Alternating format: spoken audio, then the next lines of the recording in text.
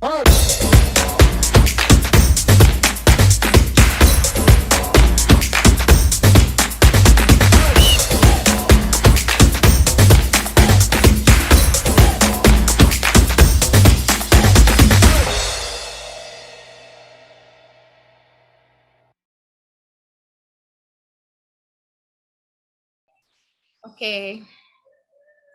selamat sore semuanya.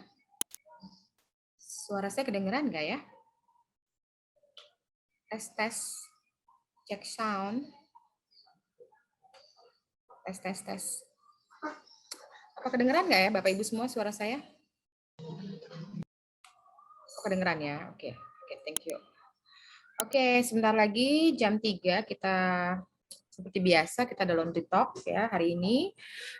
Sambil menunggu yang lain, kita sapa dulu yuk satu-satu ya. Yang sudah hadir di sini.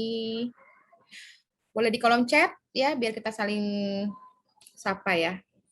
Hari ini seperti biasa nih Gilang Laundry ya sudah hadir di sini. Terima kasih Bu, rajin nih selalu ikut acaranya Laundry Talk. Terima kasih. Ini Ibu Mundi juga nih. Saya lama-lama kenal semuanya nih lama-lama. Terima kasih Bu sudah join di Laundry Talk sore ini. Sama-sama Bu Eva. Ya, thank you. Yang lain boleh kita saling kenal boleh dari mana aja nih ya hari ini? Ini Ibu yang Galaxy S20 dari mana Ibu? Suaranya kedengeran bisa? Dari asal dari mana? Oke, di sini ada Pak Angga, kemudian ada siapa lagi nih? Terus ini Bu Ro juga rajin ikut kelas ikut ujum ya. Terima kasih Bu Ro Yulia. Ini kemudian sama-sama ada Ibu Eva. Sehat-sehat ya Bu. Oke. Ya, selalu Ibu Eva juga. Kemudian ini ada Widya Kristianti.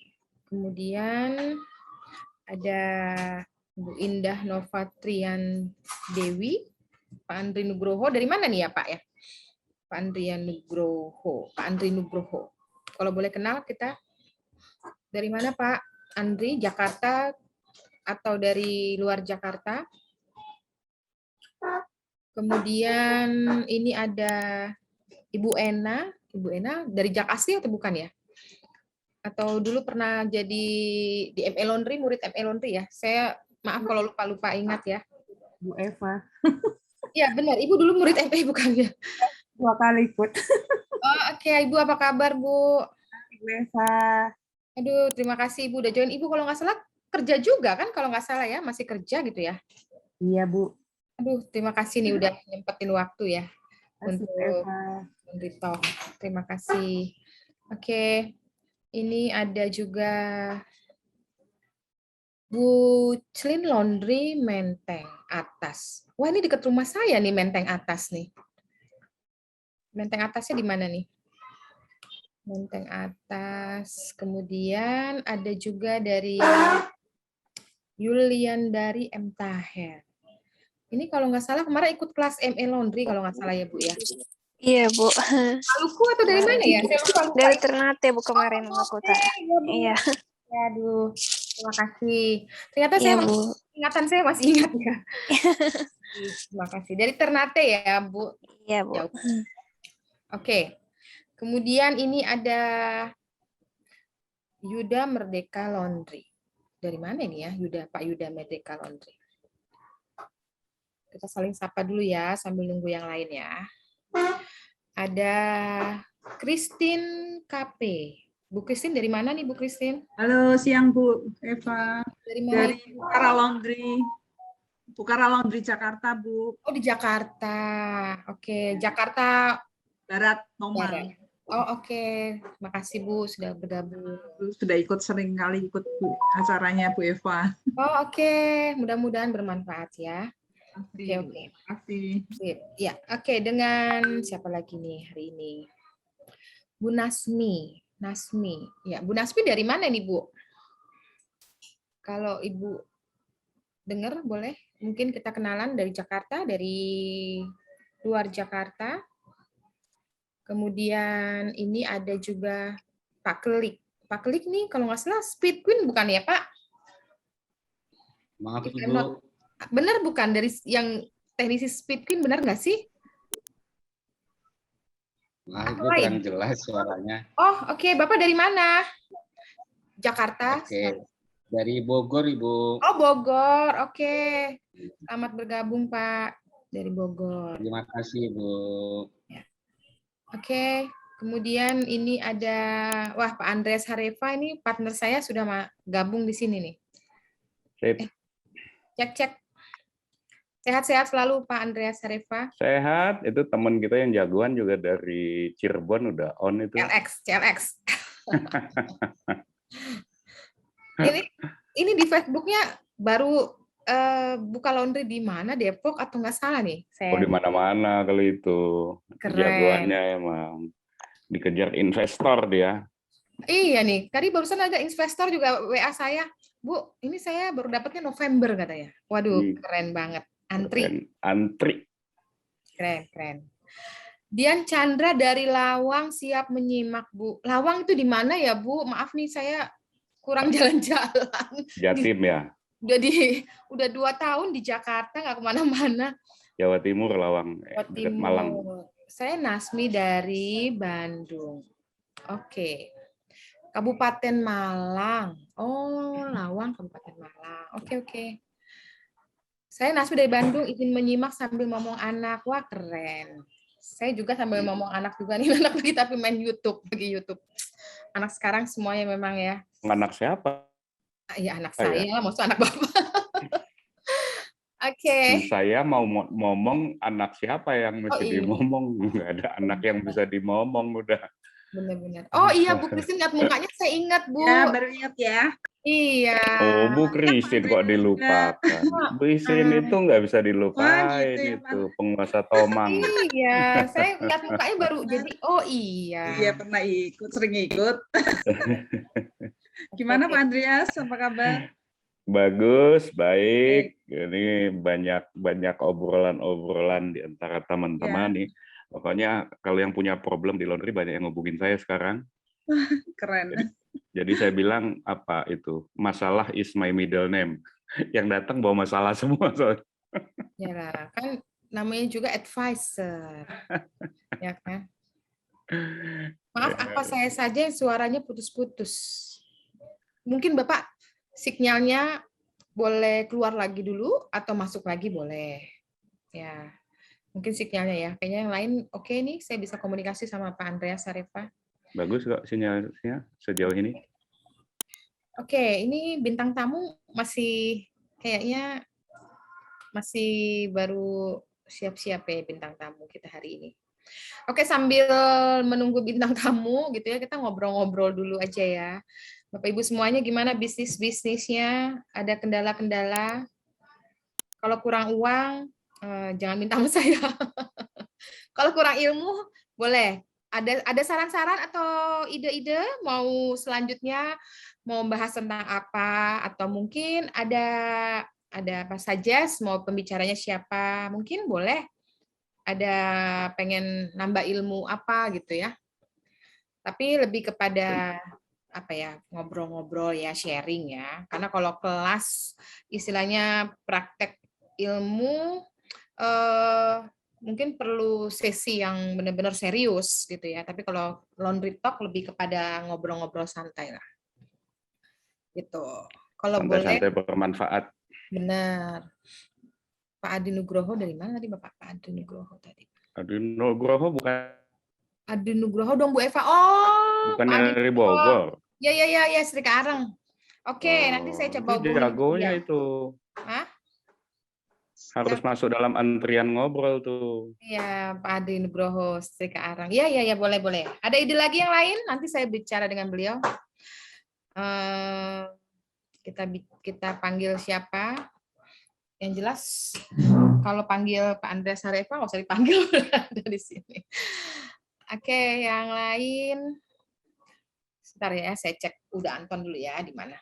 Si Uda Anton rupanya bentar Yuk. saya kirimin. Udah telepon. Oke, nah. Ya, Oke. Oke, sambil nunggu Udanton ya. Kita kenalan dulu nih. Ibu, ada Sofia The Laundry In aja. Dari mana ini, Bu? The Laundry In aja. Boleh Iya, kenalan, Bu, kita? Dari mana, Ibu? Blitar. Dari Blitar, ya. Oke. Oke. Nah, bener nih kalau di rename namanya. Jadi kita kalau manggil enak ya. Kalau ini kan Blitar ketahuan. Blitar aman ya, Bu? Alhamdulillah untuk kota sudah PPKM level 1, Kak. Oke, berarti udah bisa normal lah ya. Tapi masih dalam pengawasan sih. Takutnya nanti ada kasus level lagi kan. level Jadi 1 itu dalam berarti sudah pengawasan. VIP itu. Iya sih, Pak. Tapi masih dalam pengawasan sih. Masih ada pembatasan bertahap. Ya, Kita juga di sini sama, tapi kayaknya udah normal ya. Udah macet di mana-mana loh di Jakarta. wah macetnya minta ampun udah tadi. Betul, macet di mana-mana. Iya, apalagi itu orang kota, orang Tomang. Tomang kalau nggak macet itu tanda uang Jakarta sedang hilang tuh, Bu. Ah, gitu, Bapak. Oke. Ini baru aja gabung di sini linknya. Geblek. Sebentar. Bentar.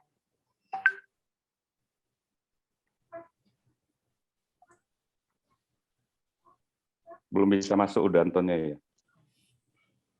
Ini. Jadi sambil nunggu koneksinya sebagai sedikit latar belakang ya, Anton Agusta ini menarik dari segi pengalaman dan perjuangannya. Ya. Jadi kemarin kita sudah bicara ada 3 hal yang mungkin akan di-sharingkan pada kesempatan siang ke sore ini. Yang pertama itu adalah hal-hal yang perjuangan awalnya Anton Agusta ya, dari seorang yang punya background STM ya, jurusan mesin produksi teknik pengerjaan logam, kemudian datang ke Jakarta tahun 2000 dan kemudian menjadi ya kerja serabutan gitu. Dan terakhir itu sampai menjelang 2010 sebelum menikah itu masih hidup dalam perjuangan karena gambarannya dia punya gaji 800.000 dan dia punya uang makan 400.000 sebulan. Jadi hidup di Jakarta 1,2 juta sebulan. Ini kalau orang nggak setengah baja mentalnya ini pasti pulang kampung dia. Nah, tapi yang terjadi dia mengalami transformasi. Proses-proses itu nanti mungkin si Uda akan cerita. Nanti yang kedua kita bicara mengenai bagaimana Anton Agusta dari laundry melakukan langkah-langkah inovasi. Dan kemudian bagian yang ketiga, bagaimana seorang Anton Agusta melihat bisnis laundry di Indonesia ke depan. Paling tidak sampai 2030. Itu bagiannya ya. Sudah bisa join? Boleh tes sound. Cek. Cek. Nah, keren. Jadi Kedengeran ya? Tamunya nih sudah hadir nih. Kedengaran, udah. Ceknya sudah ditanda tangan, kirim ke saya, boleh? Siap. Tapi perlu diketahui juga nih, beliau ini udah dapet prestasi, salah satu prestasinya gitu. Kalau nggak salah tentang inovasi apa tuh yang dengan kementerian gitu ya. Nanti udah Anton akan cerita gitu ya. Saya detailnya saya kurang paham. Sama kemarin tuh waktu di Indonesian Best Practice Laundry Award menang sebagai pemenang inovasi ya, kategori inovasi gitu. Jadi memang keren banget inovasinya. Terus juga pernah bikin chamber waktu zaman kita COVID gitu ya, bikin chamber gitu untuk kemudian bikin ituan tabung oksigen juga tuh ya kalau nggak salah. Ventilator. Ventilator. Ya. Ya, Ventilator pokoknya gagal. pokoknya keren banget ya. Jadi nanti kita cek dengan beliau pengalaman-pengalaman beliau. Oke, Ya. Oke Pak Andreas Sarefa, silakan Pak Andreas Sarefa hari ini semoga Bapak Ibu semua bisa kita sama-sama ngobrol bareng, sharing Ya. bareng dengan Pak Anton Agusta. Sip. Oke, silakan Pak. Oke. Nah, udah mungkin bisa cerita sedikit tentang masa awal merintis kok kenapa kejeblos ke laundry, orang STM kerja di pasar jadi supir pribadi terus kejeblos ke laundry. Dan apa saja sih tantangan orang dalam tahap perintisan 1-2 tahun pertama itu? Silakan dah. Ya, perkenalkan semua, saya Anton Agusta. Saya domisili di Jakarta saat ini. Asli saya Padang, Sumatera Barat, Payakumbuh tepatnya. Kedengaran ya suara saya ya? Ya, jelas. Jadi, saya bekerja 10 tahun supir pribadi, itu yang terakhir. Dan awalnya bikin laundry itu karena pengen usaha. Dunia saya di lingkungan Tanah Abang. Saya itu ada di lingkungan Tanah Abang. Dan waktu itu biasanya orang yang bekerja, bosnya ada di Tanah Abang, pasti akan merintis di Tanah Abang juga. Rata-rata orang Padang seperti itu, akan dagang. Tetapi saya melihat di dagang di Tanah Abang itu kan pakai giro.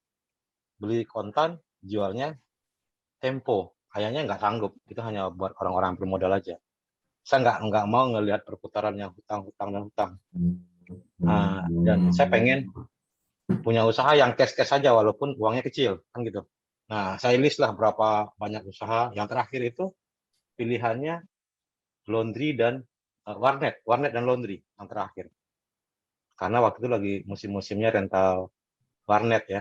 Padahal saya juga tidak mengerti di dunia IT atau komputeran saya nggak ngerti.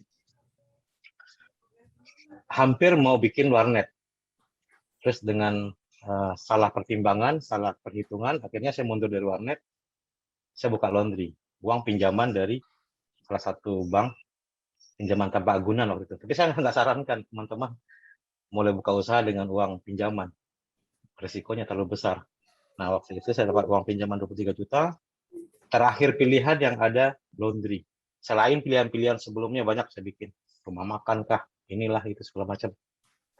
Pilihan terakhir adalah laundry. Nah, setelah saya pelajarin laundry, waktu itu ini bisnis yang akan sangat berkembang ke depannya. Karena orang mulai malas menyuci. Saya dengan gaji yang hanya 800.000 sebulan pun kadang-kadang nggak mau nyuci.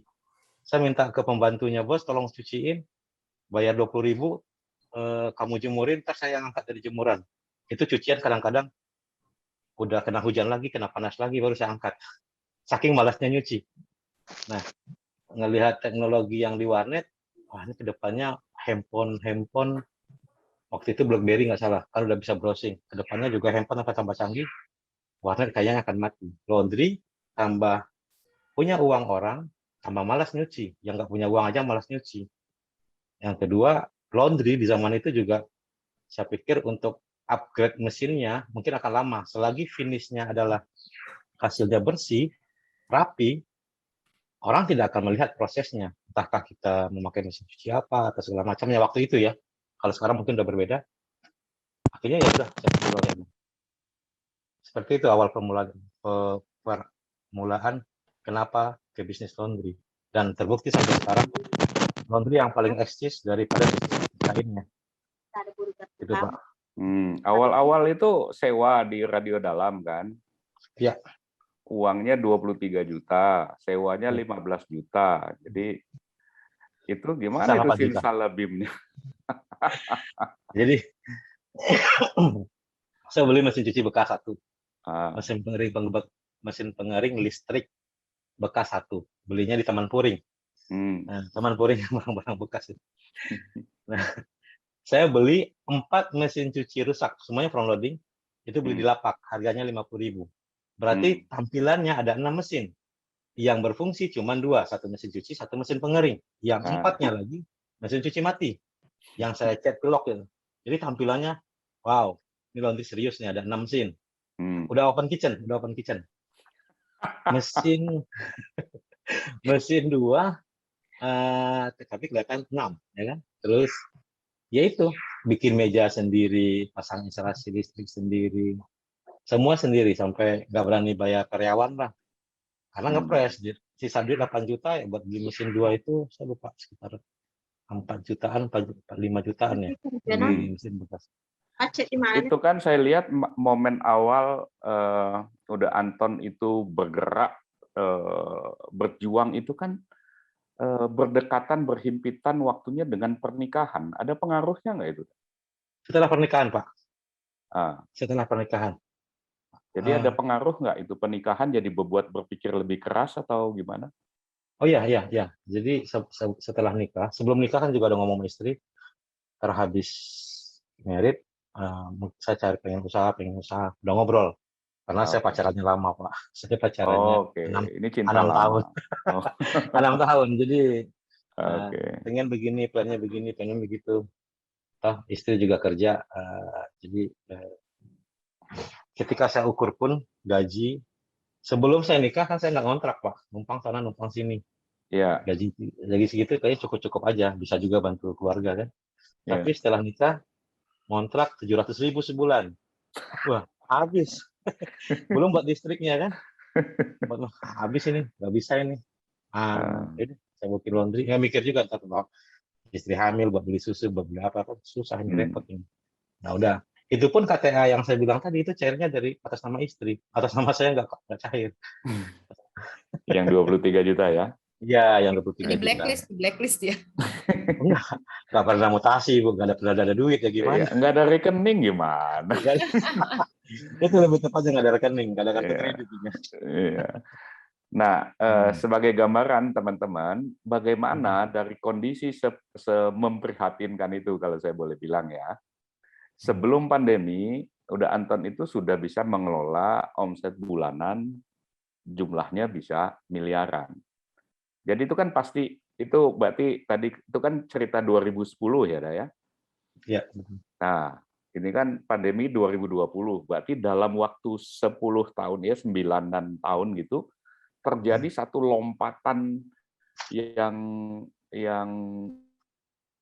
bisa capai gitu ya. Itu apa yang dilakukan udah Anton ini? Oke. Awalnya kan kita fokus saja, Pak, dengan yang apa kita bikin, ya, usaha yang kita bikin, kayak laundry. Saya fokus, memang 3 bulan di awal saya sempat down. 3 bulan di awal, waduh, ini nggak transisi dari pekerja ke pengusaha itu berat sekali, tanpa karyawan yang sedikit. Lebih ke transisi, kita kan atur manajemen ini, manajemen itu. Dan kita terbiasa kalau kerja disuruh, tugasnya ini selesai udah. Ketika kita yang pengusahanya ya kita yang atur semuanya. Itu sempat stres sekali. Customer komplain lah segala macam. Nah istri saya yang menyemangati lagi. Kamu udah punya usaha, sekarang udah punya usaha, masa mau mundur kan gitu kan? Tadinya mau mundur, mau saya jual dulu tadi. Nah oke. Titik baliknya adalah ketika udah dibantu sama istri, disemangatin sama istri dan dibantu ditemanin lah laundry. Mulai di bulan ke-6 itu kan saya mendapatkan penghasilan yang lumayan menurut saya saat itu, 3 juta. Yang saya impikan 10 tahun nggak terwujud-wujud kan. Saya nyari duit, kalau gaji 3 juta itu hidupnya udah 3 juta sebulan ya? Iya, separuh dunia ini udah punya kita. Pasan saya waktu itu ya. Nah, setelah 6 bulan saya dapat itu bersih. Setelah uang kontrakan dikeluarin, setelah udah mulai karyawan, ada karyawan, gaji karyawan, semuanya udah dikeluarin. Sama cicilan pun saya keluarin dapat 3 juta. Nah, di situ tambah semangat. Saya harus buka school laundry. Jadi saya pasang target baru untuk diri sendiri. Akhirnya ternyata balik ke basic saya yang tentunya STM. Ini laundry bukan semata-mata mencuci, banyak cabangnya, banyak usaha ini apa ya yang bisa saya maksudkan dengan kemampuan saya. Karena basic STM saya kan suka otak-atik lah. Saya pertama bikin alat konversi yang itu yang pernah dapat di ajang IAIA, Entrepreneur Young apa gitulah, 13 negara itu kita alhamdulillah dapat medali emasnya. Alat konversi yang sebetulnya kebutuhannya adalah buat laundry saya dulu tadinya. yang merubah listrik 2.200 ke 100 watt lah. Ya zaman itu kan masih langka banget ya, nggak ada ya. Karena kalau saya butuh, listrik saya kan waktu itu 2.200 kontrak. Ini gimana ya pengeringnya udah 2.200 sendiri, gimana supaya ini bisa irit? Akhirnya saya konversi ke gas. Nah, karena Konversi ke basicnya gas jadinya jadi listriknya berapa sesudah pakai gas? 100 watt, 100 watt, 100. Iya. 100. Oke. 100 watt. Kan konsumsi gas buat panasnya dirubah ke pakai gas ya. Oke. Akhirnya kan kita bisa pakai mesin yang lebih banyak apa menaikkan Jadi daya listrik. dryer biasa listrik dipindah ke gas gitu ya. Iya, Betul, dikonversi. betul. Iya. Kalau biasa listrik dipindah ke gas. Boleh nanya nggak? Udah ya. Ini katanya gitu ya. Kalau konversi itu ada resiko atau bahayanya ya. Mungkin namanya konversi biasanya dari listrik terus kemudian jadi gas gitu ya. Nah, pengalaman dari Uda Anton itu seperti apa ya? Plus minusnya menggunakan konversi gitu ya. Dryer konversi. Mungkin kan Uda Anton lebih pakar ya. Jadi Bapak Ibu semuanya mungkin juga ada yang bertanya-tanya dryer konversi itu seperti apa gitu ya. Nah, boleh nggak dijelasin bedanya dryer konversi dengan dryer biasa? Kemudian biasanya yang dryer konversi itu seperti apa gitu ya? Mungkin Uda Anton bisa sharing tentang yang mengenai konversi ini. Gitu. Baik. Jadi gini, ada kan dryer yang ori gas seperti ya beberapa brand lah yang dari pabriknya adalah udah asli Memang gas, ya. memang gas. Pabrik mengeluarkan dryer gas tentu dengan standar yang sudah teruji, standar pabrik. Mungkin kalau Indonesia mungkin standar SNI-nya, kalau di Amerika standar ininya, ini lagi kan dipakai buat rumah tangga. Nah, Ya. pabrik membuat dryer dengan pengaman dan safety yang luar biasa. Sekarang dari listrik yang kita rubah ke gas atau konversi gas, penggunaan partnya seperti apa? Selagi dia benar-benar part yang diperuntukkannya benar, cara perangkaiannya benar, itu aman. Sama kayak dryer pabrikan. Tetapi kan ada juga beberapa yang mengkonversi, ya salah pinyala lah, safety pengamannya nggak dipedulikan. Yaitu dalam tanda kutip sedikit berbahaya. Ya, itu yang menyebabkan Uda menang dalam kontes itu karena membuktikan bahwa standar konversi Agusta bisa selaras dengan standar pabrik, gitu kan ya? Kurang lebih seperti itu. Dia tes keamanannya, dia tes semuanya, safety-nya seperti apa, ini seperti apa. Akhirnya bisa menang ya karena itu. Mereka cek semua keamanannya. Betul. Jadi apakah dari konversi itu bagus, layak atau tidak? Balik lagi tergantung siapa yang konversinya. Apa yang dia gunakan. Dari pengalaman Uda Anton gitu ya, berapa banyak kegagalan gitu ya, maksudnya orang yang komplain gitu ya setelah dia beli dryer konversi ke Uda Anton, ternyata problemnya, wah apaan nih gitu ya, ada nggak yang kayak gitu komplain-komplainnya gitu ya, presentasinya? Dari awal saya konversi sampai sekarang, yang saya ingat saya itu dua yang komplain dari sebulan rata-rata mungkin 400 unit. Itu mulai dari 2011-12. Anggaplah rata-rata 400 unit. Sebulan 400 unit. Ya, di fixation-nya 400 unit. Kalau lagi santainya 200 unit. Anggaplah rata-rata 300 unit. 300 unit setahun 3.000, 4.000. Dikali sekian. Sekali berapa 10 tahun ya. 4.000 mungkin ya 40.000 atau 30.000 unit. Yang saya ingat saya ada 0, kecil. Oke, keren. Tapi beliau ini juga termasuk kalau saya sering ketemu Pak Rizal Metek, termasuk ini loh dia. Hebat jualan mesinnya. Keren banget gitu ya. Orang Padang itu. Orang Padang sih. Berhadiah mobil bak terbuka gitu ya. Bak terbukanya Metek. Nah, keren itu orang Padang itu yang mesti ditanyain tadi. Tadi kan cita-cita awalnya kalau dapat uang sebulan 3 juta, itu separuh dunia sudah milik dia katanya kan. Iya, iya. Nah, kemudian kok ketemu ada cara lain tuh yang bikin dapat uangnya nggak cuma 3 juta gitu. Itu gimana tuh? Pertama saya lari ke bengkel ini gini Pak. Pertama saya bikin hanya untuk saya. Terus saya boleh konversikan punya orang ya. Terus ketika saya jual unit, itu pertamanya saya tertarik ke bengkel. Sebelumnya hobi, nggak berupa bisnis. Ya. Saya beli pengering itu 200.000 tadinya. Satu pengering di lapak 200.000. Yang kebetulan yang rusaknya adalah heaternya, pemanasnya. Memang itu kan tidak akan dipakai. Memang mau kita dibuang kalau buat konversi. Saya konversi, saya jual 4.200.000 atau berapa lupa saya. 4 juta lebih lah. Sampai sekarang saya masih ingat orangnya, masih tahu tempatnya, dan adiknya yang nerusin laundry-nya masih ada orangnya. Kan itu sejarah ya. Iya, daerah Kosambi. Daerah Kosambi dekat tempat Bu Iba lah yang beli. Iya. Modal 200.000 mesin yang saya beli bekas, saya tambahkan dengan alat konversi, jual 4 jutaan. Jadi, atau untunglah sekitar 3 juta. Kok sekali transaksi. Berarti separuh dunia lagi udah punya saya ini. Di laundry kita cari sebulan waktu itu ya. Di laundry waktu itu. Kok ini ada cara yang lebih cepat ya? Itu yang pertamanya membuka saya. Oke, saya hobi di sini, saya senang di sini. Ternyata keahlian saya dihargain tinggi sama orang kan gitu. Ya. Oke. Akhirnya saya fokuskan di bengkel. Nggak mungkin, tidak hanya alat konversi yang bisa dibikin kalau kita fokus. Ya, berikutnya saya bikin koin, berikutnya saya bikin kartu yang bisa memangkas harga mesin koin yang 65 jutaan menjadi separohnya kan gitu kan. Yang kartu juga bisa separohnya. Akhirnya di situ saya terjun. Oke, perbengkelan.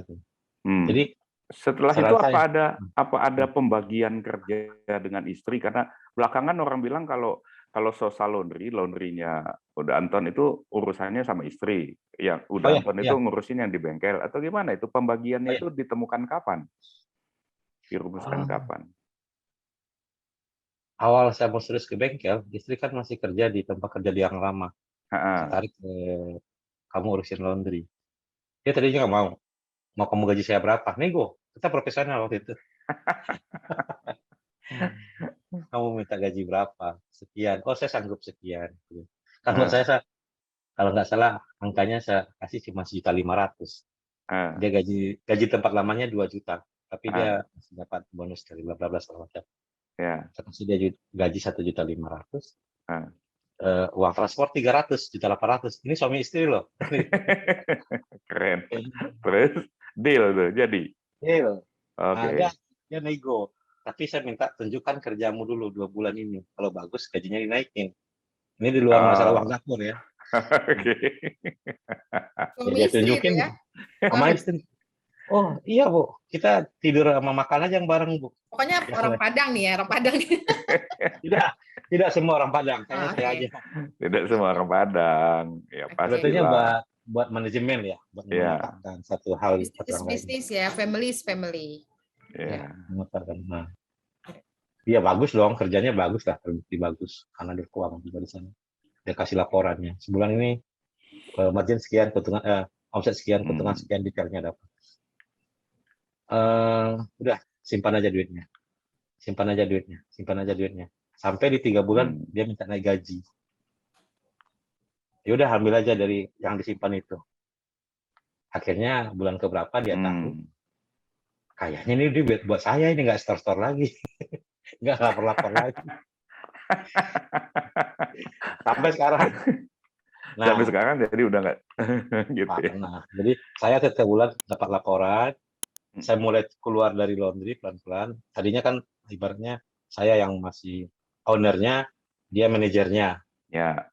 Saya dapat laporan, terus ada apa-apa, saya sekali-sekali ke laundry bareng sama dia, pelan-pelan saya mundur gitu loh. Udah, kamu naik ke ownernya, saya keluar dari laundry-nya, saya fokus di sini. Jadi kapan itu kan? Oh, udah lama Pak, udah mungkin di 2-3 tahun saya di bengkel kali ya. Ketika dia udah bisa ditinggal aja. Oke. Jadi Terus saya waktu itu SOSA sudah berapa titik, berapa outlet? benar-benar saya tinggal dia itu sekitar di 5 atau 6 ya. 5 Waktu atau itu. 6 ya.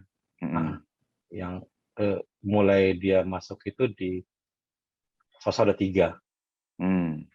SOSA udah 3, dia masuk.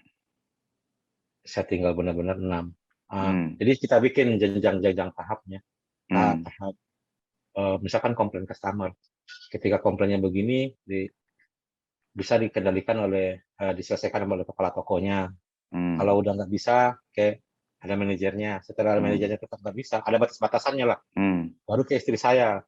Setelah itu baru ke saya. Kalau istri saya pun nggak sanggup. Nah, alhamdulillah dalam 5 tahun ini, yang sampai benar-benar ke saya cuma sekali gitu loh. Nggak banyak ya? Cuma sekali dalam 5 tahun ini.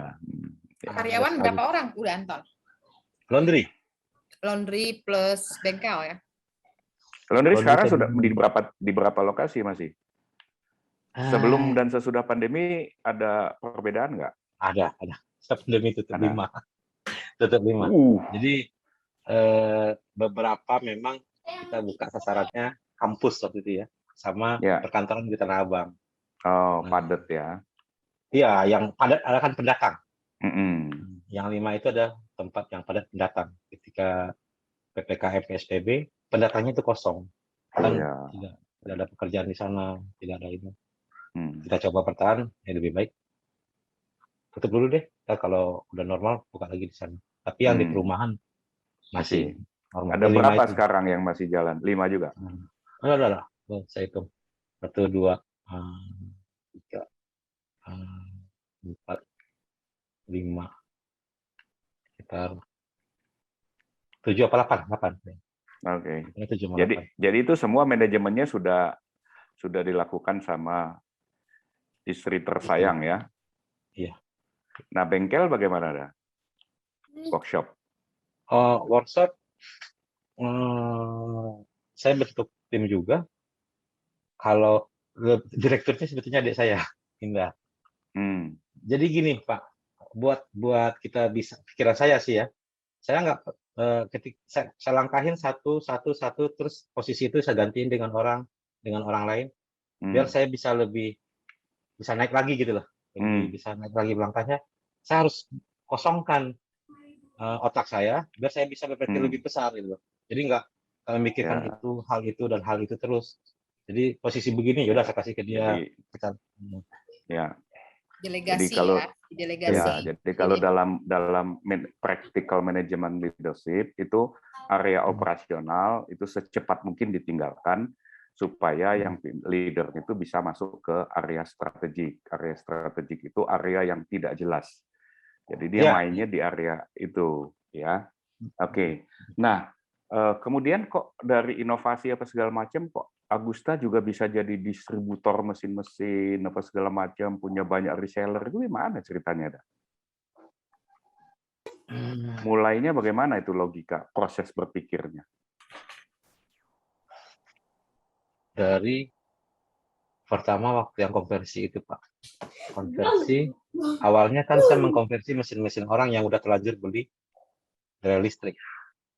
Terus kan waktu itu sempat importir dari itu sesudah itu. Nah, ketika konversi itu habis, orang semua sudah saya konversikan lah, saya sampai ke Tanjung Pinang, ke Batam, ke Pontianak, hampir ke Indonesia hanya memasang konversi. Saya tidak memikirkan menjual unit gitu ya. Luar biasa. Hanya memasang konversi. Terus udah habis nih, pasar konversinya udah habis. Nah, kebetulan yang saya jual produk yang tadi yang 200.000 menjadi 4 juta, berarti orang butuh produknya langsung, nggak bisa ini toppingnya saja gitu loh, nggak bisa ini alatnya aja. Nah, waktu itu mesin-mesin yang beredar kan Electrolux ya, saya buat merek, itu mahal. Oke, saya coba cari yang bekas. Cari di Indonesia kan susah. Waktu itu saya dapat sekali itu yang buat pendongkrak, saya buat serius ke sana aja. Saya cari lapak-lapak susah, lapak-lapak nggak ada. Indonesia masih negara yang punya panas, orang nggak butuh pengering. Nah, saya belanjalah ke Batam. Batam juga susah barangnya waktu itu. Yang ada di Batam adalah barang buangan. Orang nggak berani mengambil itu dari Singapura. Itu yang orang beli TV, kulkas 10 biji disipin 1 gitu loh. Ketika saya ada di Batam, dia nggak berani. Kalau kamu nggak ambil, ini nggak terjual, saya harus kiloin. Berangkatlah ke Singapura. Nggak boleh di Singapura, kena tipu. Ya biasa lah, awal-awal bisnis kan gitu. Nah, baru impor yang di Singapura. Akhirnya kan pasarnya cukup bagus. Berapapun yang ada di Singapura kita ambil, kita konversikan, jual. Sampai pada tahapnya, saya harus naik kelas. Nggak mungkin, udah cukup lah. Barang bekas, saya harus main di barang baru. Kalau barang bekas terus ya segitu aja.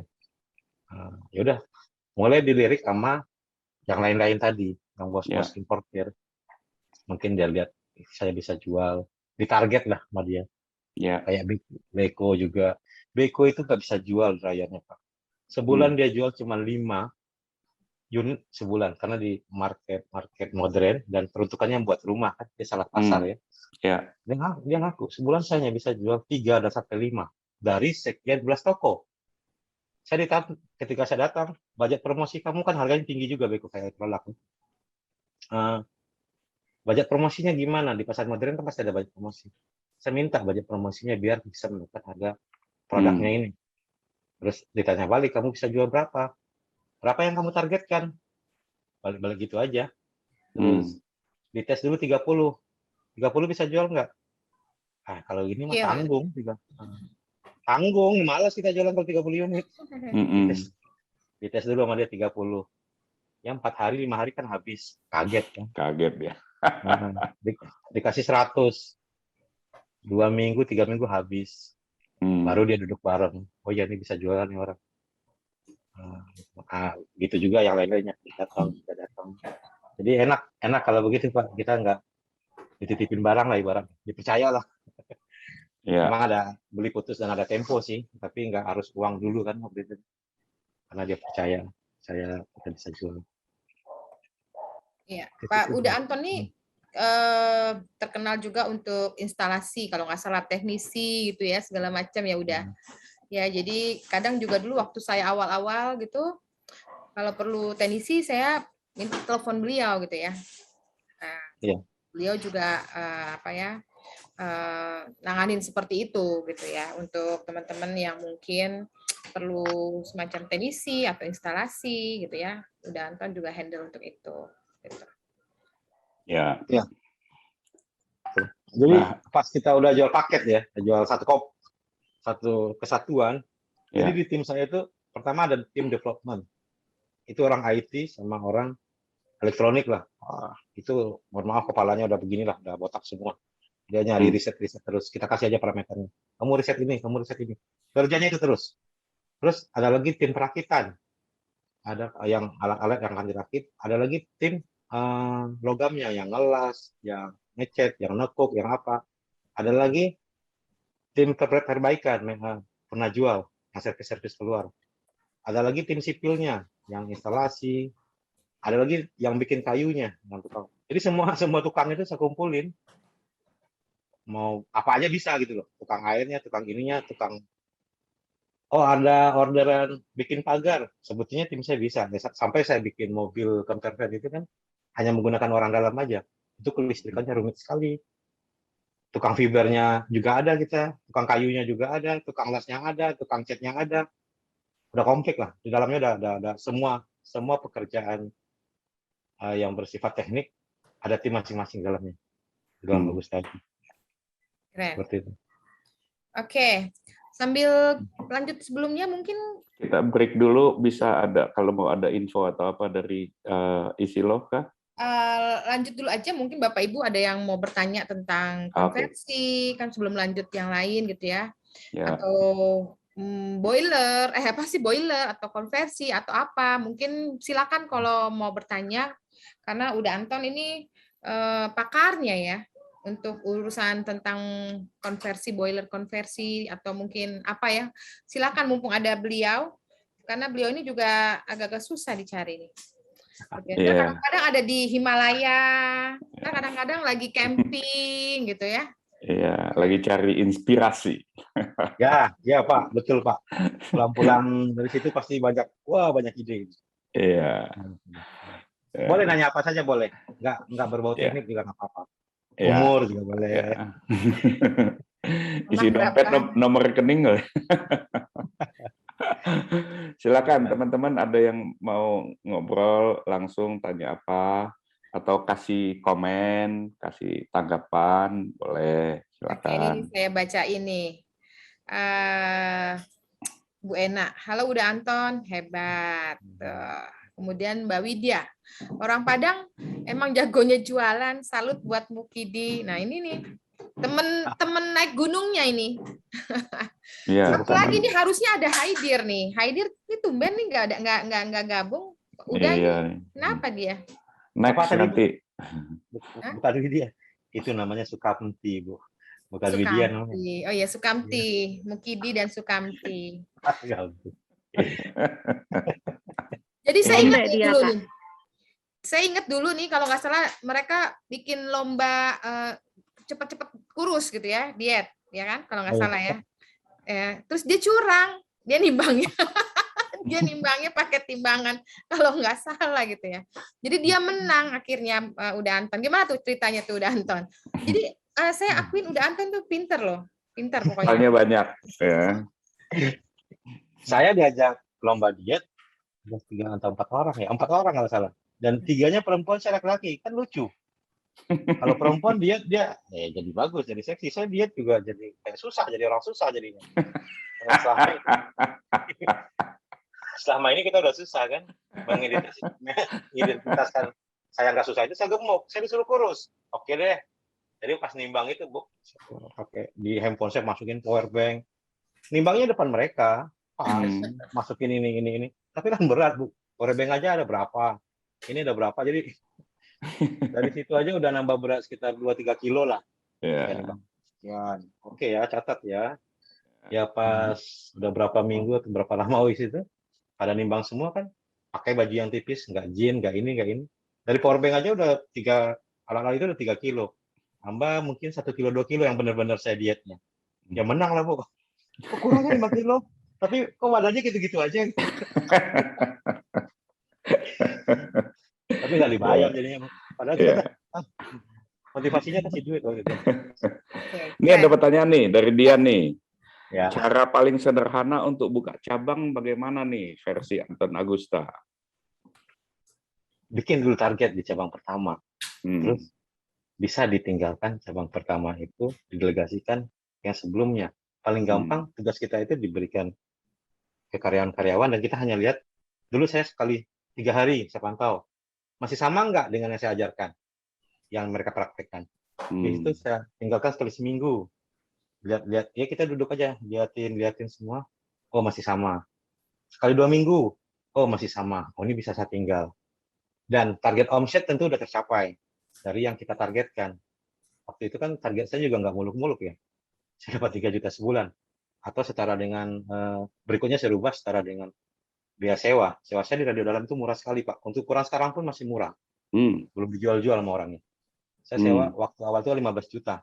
Ya. Ya target waktu saya tinggal itu udah sekitar omset 14 juta. Oh ini udah bagus ini. Marginnya udah bagus. Orang-orangnya udah bisa saya tinggal. Ya udah, baru saya bikin cabang yang baru. Caranya gimana? Duplikasikan aja semuanya dengan tempat yang baru itu. Cara yang lama dengan. Nah, poin-poin yang penting, kadang-kadang kita yang salah. Saya di cabang kedua saya gagal. Cabang pertama mungkin naluri kita atau insting kita masih bagus ya. Cabang kedua kita udah nalurinya udah kurang lah. Yang penting buka, yang penting ini, yang penting ini. Nah, atau yang pertama itu kebetulan bagus. Udah, contoh vlog yang pertama untuk mencari tempat yang kedua. Contohnya apa? Tipe masyarakatnya, tipe orangnya. Misalkan, oh di sini lingkungannya adalah pekerja-pekerja kantoran, misalkan ya, dengan tarif gaji sekian sampai sekian. Jadi itu yang dibutuhkan untuk data ya. Terus, oh ini ada di jalan sebelah kiri, orang mau berangkat kerja. Yang rame ini ya, cabang pertama misalkan rame. Orang berangkat kerja dia ada sebelah kirinya. Oh ini tempatnya bisa parkir 2 mobil. Oh ini tidak ada pembatas jalan. Oh ini di sekelilingnya ada ini, ada ini. Data yang sama itu yang kita tarik ke tempat yang lain untuk mencari cabangnya. Itu yang lebih akurat. Semua datanya. Dan Itu lokasi ya. untuk lokasi ya. Nah, Hmm. sama pengaplikasian manajemennya ya tinggal copy paste aja yang pertama yang kedua. Hmm. Itu lebih ke situ sih. Kalau Ya. kita yang kedua, wah ini rasa-rasanya bisa, ini bagus, ini. Tidak terlalu 100% sama dengan yang pertama, tapi ada faktor pendukung yang lebih plus malahan. Yang sayangnya takutnya kan yang minusnya ya. Bisa Hmm. jadi cabang kedua dan cabang berikutnya gagal, potensi gagalnya lebih besar. Hmm. Atau kita lebih ekstra untuk bikin dia rame gitu. Ya. Ya. Jadi itu kalau di sistematisasi itu business mapping. Jadi harus ada map pikirannya supaya proses bisnis apapun yang bisnis cara duplikasi itu ada imperatif, ada patok syaratnya ya. Nah ini ada M. Rasya boleh tanya langsung dong supaya ngobrolnya enak, boleh dibuka nanti ngobrol tanya pertanyaannya sama Uda Anton itu. Masih ada M. Rasya? Masih ada, terima kasih. Silakan. Selamat sore udah Anton. Iya, ini masalah apa ya, dryer ya. Dryer itu memang kalau memang pas ya sesuai dengan isi pelanggan. Kok menurut saya boros banget ya LPG-nya. Saya sempat baca-baca masalah dryer ya. Ada beberapa dryer yang ada otomatis sistem. Jadi ketika kelembapan sudah tercapai tertentu, dia bisa mati sendiri. Jadi bisa menghemat energi LPG. Jadi kadang kalau buka dryer itu panas banget pakaiannya, jadi berlebihan gitu loh. Kadang kita masang timer juga berlebihan, jadi akhirnya boros. Tapi kadang juga timer kita lebihkan, namun kadang masih belum kering juga baju. Ya, mungkin pernah menciptakan sistem otomatis gitu, udah Anton. Ya. Untuk sistem pelembapan ya Pak ya, pada dryer, dia pakainya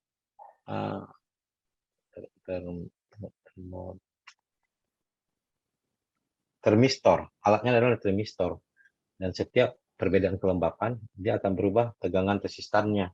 Itu banyak digunakan di dryer listrik atau beberapa dryer yang digital. Hampir semua dryer digital menggunakan itu. Hasilnya bagus. Kelembutan pakainya bagus. Tapi biasanya semua dryer yang menggunakan termistor, keringnya lama. Dia lebih mengutamakan kualitas pakaian. Contohnya, kita bicara sebut merek enak lah ya.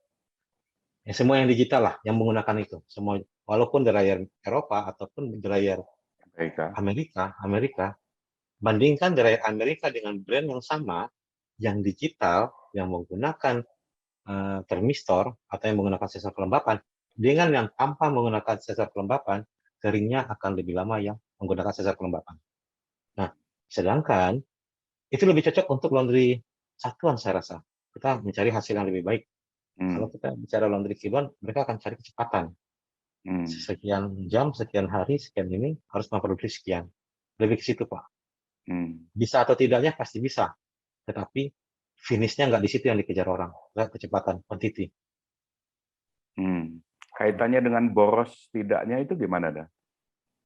Jadi sistem miston ini bekerja ketika dia baca kelembapannya udah sekian, oh ini berarti udah kering. Dia matikan itu semua.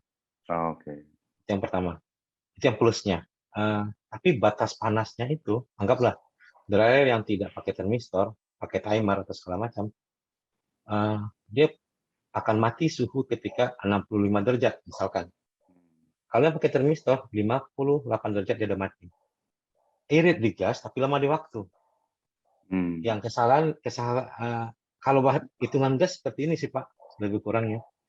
Satu tabung gas yang berisi misalkan 3 kilo atau 12 kilo bisa menghasilkan berapa kilo pakaian. Lebih ke situ. Satu brand A dengan brand B dengan brand C diadu, per kilogram gas itu bisa menghasilkan atau mengeringkan berapa kilo pakaian. Rata-rata yang saya hitung itu sama. Cuman waktunya yang berbeda. Anggaplah brand A, dia sehari sudah habis. Tetapi pengeringan cuma 40 menit, 45 menit. Tapi sehari habis itu sudah menghasilkan misalkan 60 kilo pakaian. Gitu ya, misalkan ya. Brand B, oh dia 2 hari habis. 2 hari habisnya. Gasnya 2 hari habis. Tapi selama 2 hari itu, berapa sih hasil pengeringannya? Oh ternyata sama, cuma 60 kilo pakaian. Psikologis kita membilangkan brand B ini adalah lebih awet karena 2 hari. Tapi kita lupa menghitung berapa hasil yang dia keluarkan. Nah, kalau kayak tadi yang pakai termistor, yang pakai sensor kelembapan, plusnya ya ketika ada kering dia akan bilang selesai, ya, dia akan bilang selesai. Tetapi durasi pengeringannya tetap lama karena dia akan mematikan api mungkin di 58 derajat atau di 49 derajat. Kalau di elektrolog itu 49 derajat mematikan api. Waktu pengeringan yang di mesin lain 45 menit, dia benar-benar selesai di 50 menit atau 60 menit. 60 menit bahkan ketika jenis dan banyak pakaian yang sama. Jadi saran saya sebetulnya buat Pak Dian tadi ya. Pak Dian. merasa. Ya, lebih ke praktek. Oh, misalkan jenis pakaian ini sekian kilo, kurang lebih waktunya sekian. Feeling pengaturan waktu ya.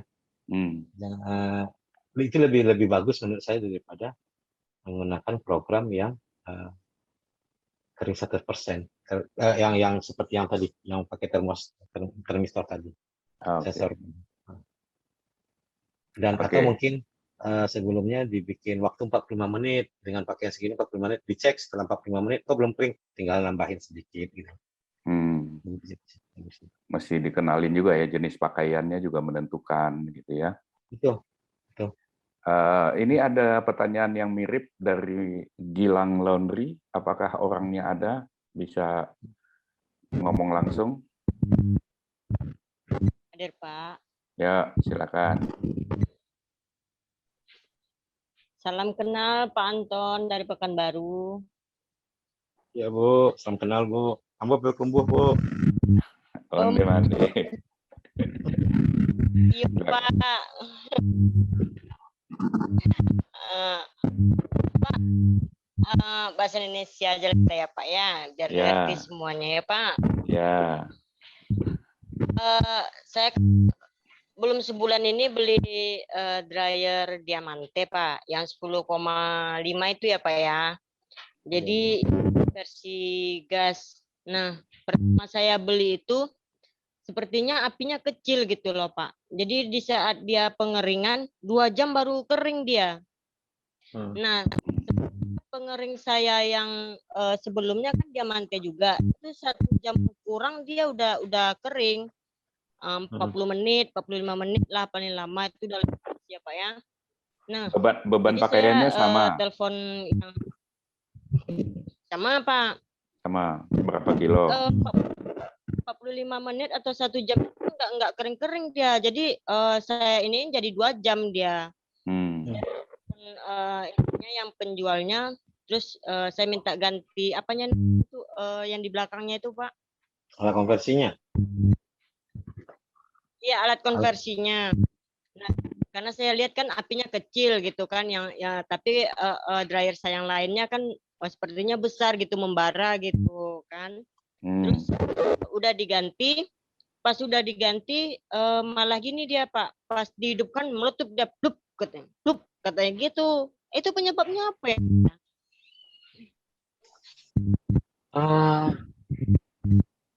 Saya bicara teknis ya Bu ya. Jadi mudah-mudahan Ibu mengerti. Pencampuran oksigen dengan gas itu harus seimbang. Yang pertama, untuk menghasilkan api itu kan sumbernya ada gas, ada oksigen. Terlalu banyak oksigen tidak bagus, terlalu banyak gas juga tidak bagus.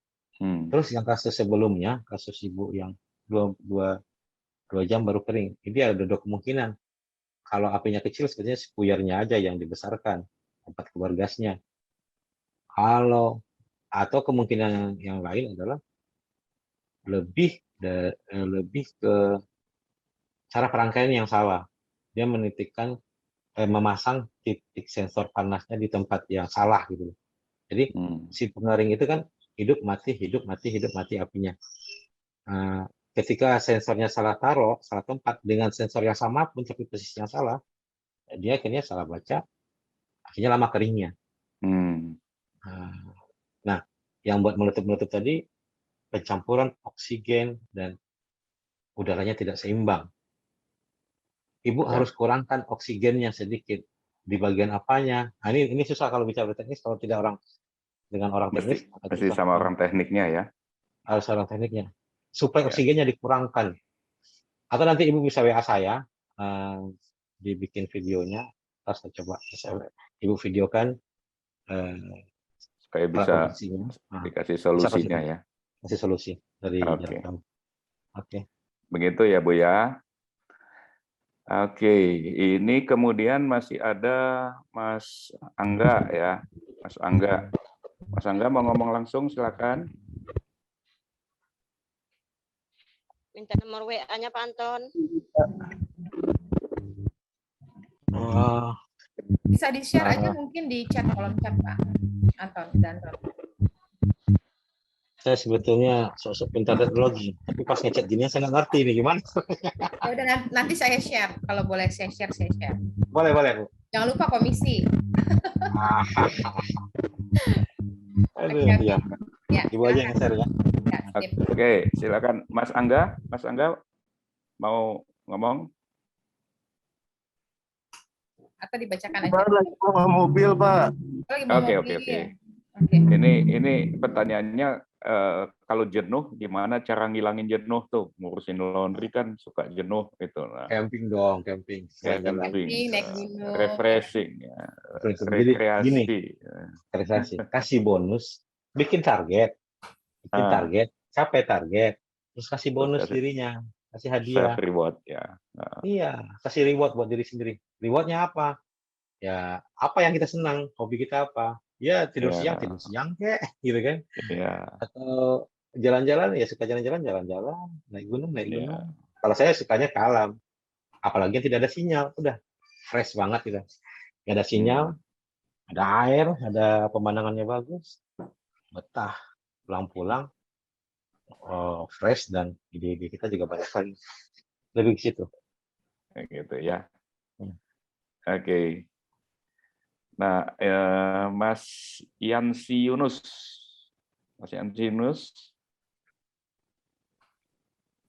Silakan.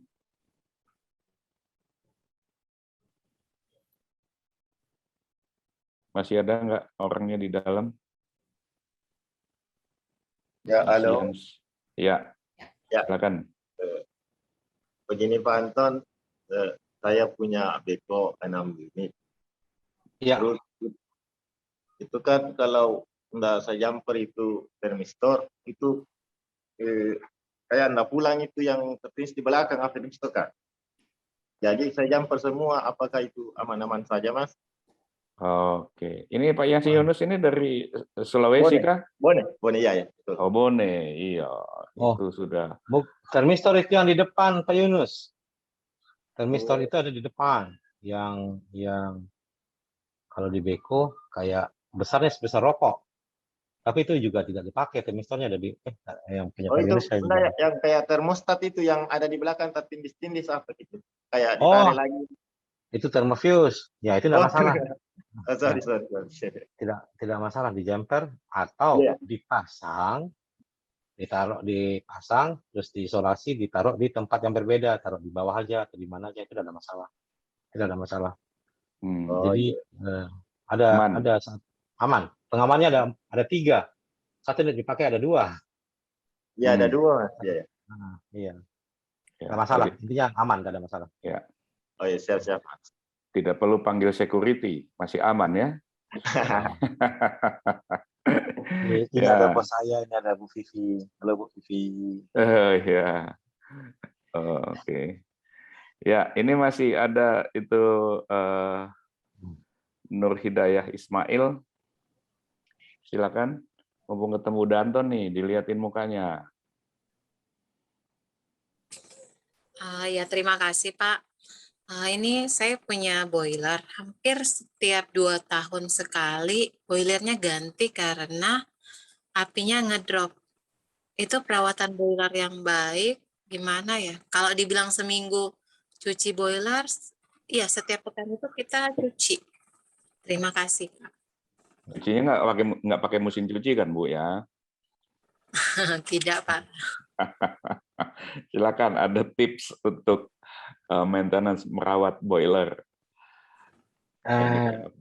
Boiler 2 tahun itu cukup, memang harus diganti. Jadi kalau kita bicara yang sebenarnya, boiler itu harus air RO. Air RO dan platnya harus plat tahan api. Jadi ada dua. Kalau saya bicara merek ya, dulu boiler yang ada di Indonesia itu mereknya Naomoto. Itu produk Jepang sebelum ada boiler-boiler yang ada sekarang.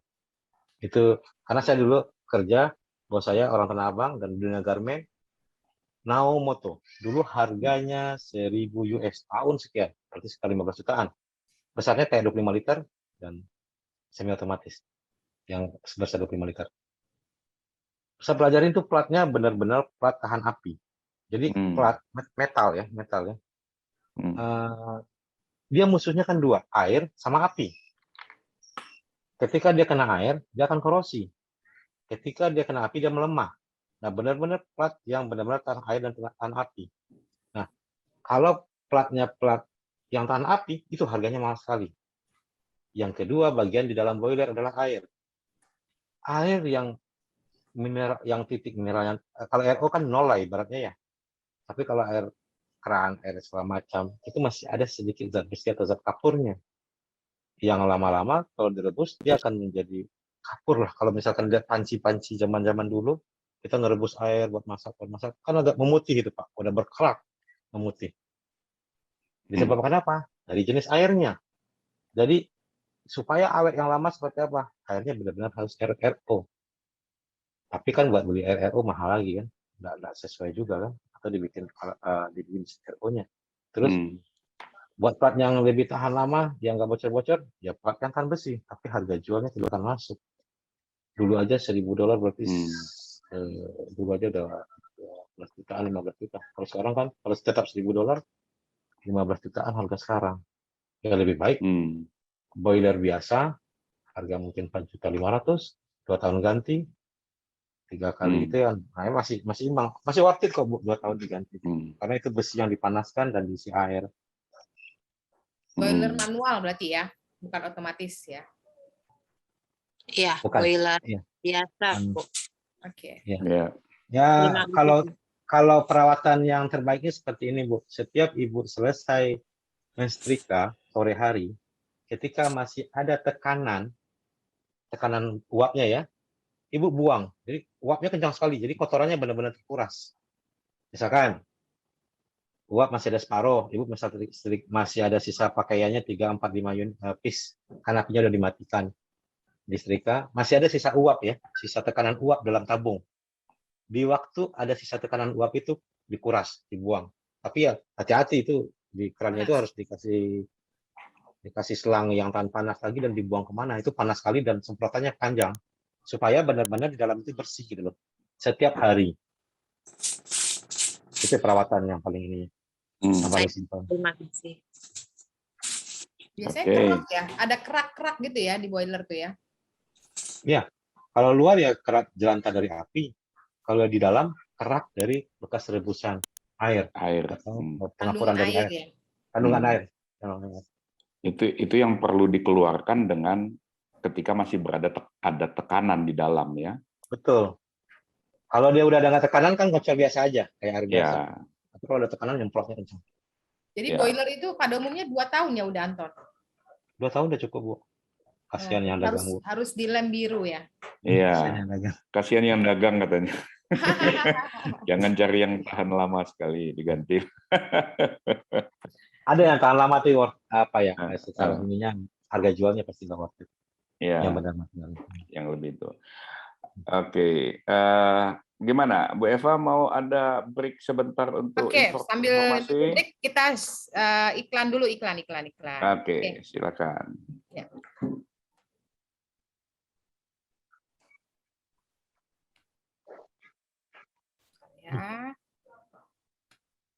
Siapa itu, Bu?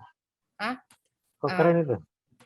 Mau ngembangin usaha laundry pakai aplikasi? Jangan di-scroll dulu. Nah, jadi sekarang tuh udah ada aplikasi khusus laundry yang bisa membantu kalian untuk mengembangkan usaha laundry kalian. Namanya Easy Law. Keuntungan tuh ada banyak banget, guys. Yang pertama, ini tuh mudah banget di-download di Google Play Store dan di App Store. Yang kedua, laundry pelanggan itu bisa dijemput dan diantar sesuai jadwal keinginan pelanggan. Yang ketiga, ada bantuan untuk meningkatkan usaha laundry kalian. Dan yang keempat, proses transaksi itu sangat mudah dan terjamin. Nah, tunggu apa lagi, guys? Jika kalian ingin meningkatkan usaha laundry kalian, langsung segera daftarkan di www.easylaw.id.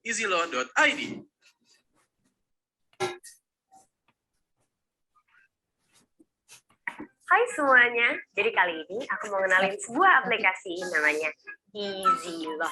Easy Law adalah sebuah aplikasi khusus laundry yang kamu bisa percayain banget urusan cucian kamu. Di Easy Law juga, kalau misalnya kamu daftar bisa langsung dapat bonus Rp20.000. Selain itu ada yang namanya kode referral. Kalau teman kamu melakukan transaksi seperti isi saldo, daftar juga, kamu bisa dapat masing-masing Rp500. Nah, jadi kalau misalnya kamu capek, mager, atau nggak punya waktu untuk nyuci, kamu bisa serahin urusan cucian kamu ke Easy Law aja. Kelebihannya bisa diantar jemput. Banyak diskon, juga pasti pelayanannya cepat dan terjamin. Yuk, download aja bareng aku. Bisa di Play Store dan di App Store. Oke, ya, jadi berikut iklan dari Easy Law. Yang belum gabung Easy Law, silahkan bergabung dengan Easy Law. Ya, semoga ada manfaat menjadi mitra Easy Law. Oke, mungkin lanjut kita dengan pertanyaan. Ini ada Bu Royulia ya. Bu Royulia. Itu hands, wave hand. Halo Pak. Oke, silakan. Salam kenal Pak Andreas Harefa. Kemarin saya mau tanya Bapak, mau ada pertanyaan sama Bapak di pas di grup 11, tapi saya lupa pertanyaannya hari ini. Oke. Sekarang saya tanya sama udah Anton aja. Oke. Saya kan pakai boiler Nagamoto. Karena keasikan setrika. Terus saya lupa nguras nih beberapa kali mungkin ya. Beberapa hari gitu ya? Iya, pas dicek agak netes, bocor. Pas dipanggil teknisi, bolong, ada yang bolong. Nah, terus gimana? Mau ditambal atau apa? Nah, suami saya worries kan, karena waktu itu masih ditinggal kerja sama suami, jadi saya pegang laundry. Akhirnya ganti panci dalamnya. Gitu. So far sih saya melihatnya nggak apa-apa ya. Dari sisi udah Anton bagaimana nih? Oke. Silakan. Apakah aman atau tidak? Ya, bagus Bu. Memang saran saya, kalau dia bocor, dia korosi, kalau yang ditambal dan bukan yang ahlinya, dan ahlinya itu sedikit yang bisa nambal itu. Saya pun tidak ahlinya di itu. Padahal saya pekerjaan logam, saya harus pakan ke orang. Kalau dia tidak ahlinya, dia akan merembet bocor sebelah, ke sebelahnya lagi, merembet yang lain. Karena memang usia, jadi udah menipis partnya. Yang paling terbaik itu adalah benar, ganti tabung dalam. Berarti semuanya baru semua. Dengan menggunakan yang lain-lainnya part lama, tidak masalah, itu bagus. Nanti tabung dalamnya aja udah cukup, udah paling bagus itu. Karena suami juga pikir yang lainnya nggak kenapa-napa, jadi gimana kita ganti panci dalamnya saja. Ya oke. Terus pertama sih memang nggak masalah ya tekanannya Pak Andreas ya, tekanannya tetap stabil. Lalu agak seminggu ke depan tuh turun. Lalu dicek, ada apa nih? Kebetulan teman bisa di by phone. Pak, kencengin ininya. Naik lagi tuh, Pak. Sampai sekarang alhamdulillah aman. Oh iya. Stabil. Baik. Gitu. Jadi saya juga announce ke teman-teman, mendingan ganti Panci dalamnya aja deh kalau memang luarnya masih bagus gitu. Ya. Saya pakai Nagamoto hampir mau 5 tahun ini, Pak. Wah, lama juga ya. Lama, Bu. Kualitas airnya bagus berarti. Kali ya. Ya, kualitas air banyak pengaruh memang. Jadi tidak bisa jadi patokan di semua wilayah ya. Karena di beberapa pengalaman di beberapa outlet saya dengan alat-alat yang sama itu memang, kecuali kalau semuanya difilterisasi ya. Pakai RO itu ya, pakai RO itu ya. Air AC Ya. gitu ya. Ya, teman saya ada Bu sampai beli air pikulan karena air di laundry-nya tuh payau. Oh, lebih parah lagi. Lebih parah lagi. Air pikulan sebetulnya belum yang terbaik juga. RO yang terbaik untuk boiler. Tapi masih lebih mending daripada air payau. Iya. Ya. Jauh lebih baik. Oke, baik, terima kasih udah Terima antar. kasih. Reva. Ibu, Ya. sukses selalu.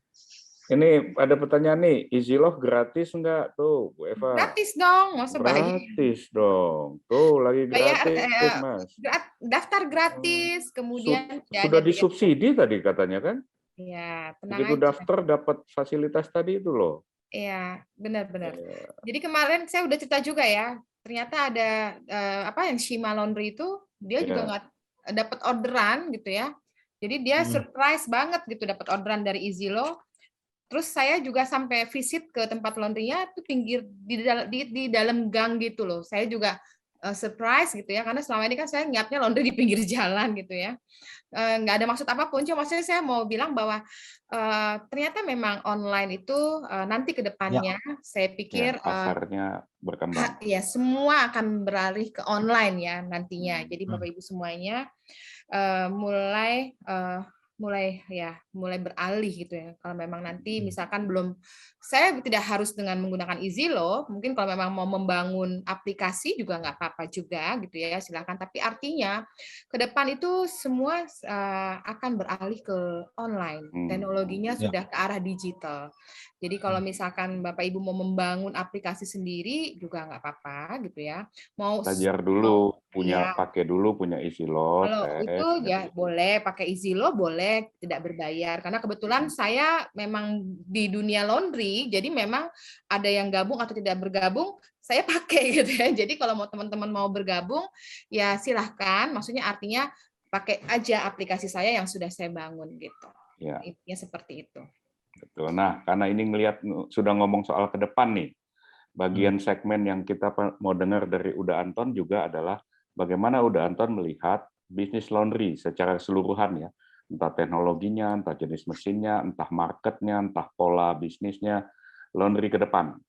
Bagaimana itu? Sebelum bahas laundry ke depan, beliau ini Bosman Laundry loh, Pak.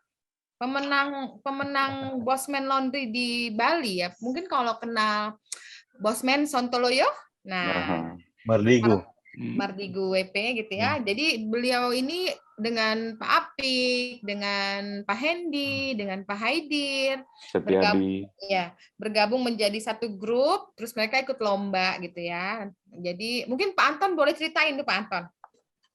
Ya, Anda. Jadi kan selama ini bisnis laundry dibilang sebelah mata ya bagi sebagian orang. Oh, bukan seperempat. Karena sebelah separuhnya lagi udah di 3 juta separuh dunia ya Pak ya, beda itu ya. Kan kadang-kadang gini, kita ketemu orang yang mohon maaf ya menengah ke atas lah, bisnisnya apa? Laundry. Oh.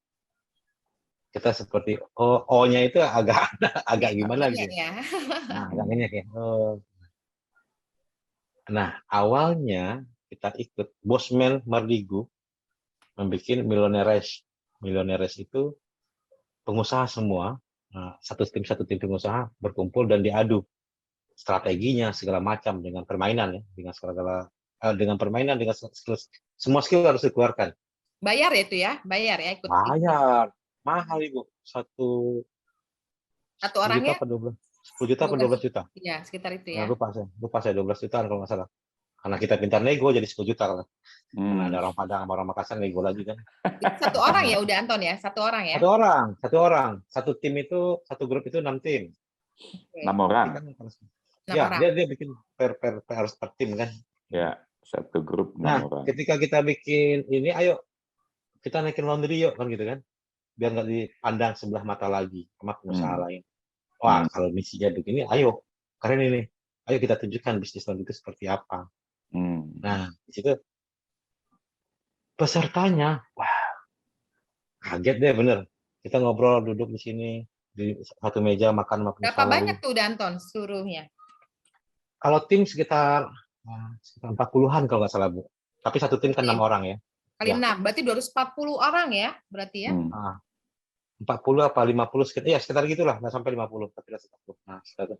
Nah, semuanya adalah pengusaha besar, benar-benar pengusaha besar. Kita ngobrol, oh peternakan, sapinya sekian ribu ekor, oh lahannya sekian ratus hektar, ribu hektar. Wah, pusing kita dengarnya. Pusing, benar-benar pengusaha besar gitu kan. Ada di satu momen kita lagi acara bebas, itu yang nyawer, yang buang duit ratusan juta loh. Kita lagi joget-joget, lagi gini-gini, buang duit ratusan juta, nyawer. Gila, ini Itu orang anggotanya itu?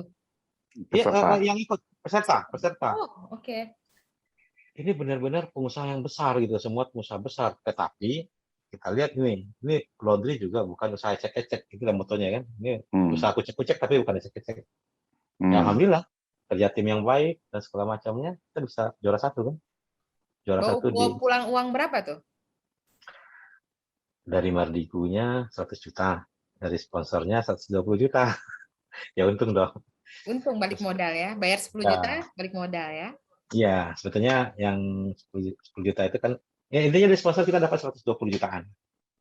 Nah, dari uang itulah buat daftar kan. Dapat lagi dari Mardikunya 100 juta. Tapi belum masuk helikopter dong itu 10 juta. Belum. Helikopter 8 juta. Itu sendiri itu dari uang sponsor tadi. Tapi yang lebih ininya link di situ kan link ke pengusaha lain. Ya perbesar lah link kita dengan saya pelajari. Dengan ketemu aja dengan si A, si B, si C, usahanya begini, model bisnisnya begini, ininya begini. Dan itu kalau kita resapin dan kita bisa aplikasikan ke usaha kita, terus bagus banget.